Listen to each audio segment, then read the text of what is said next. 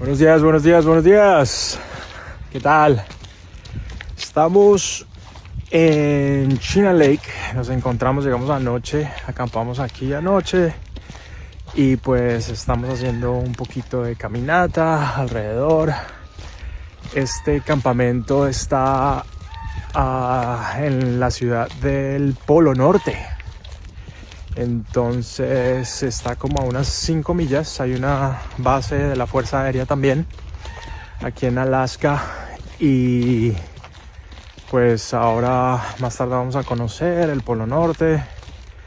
Y mañana a ver si nos encaminamos al Dalton. Aquí reportándonos y pues deseándoles un espectacular día.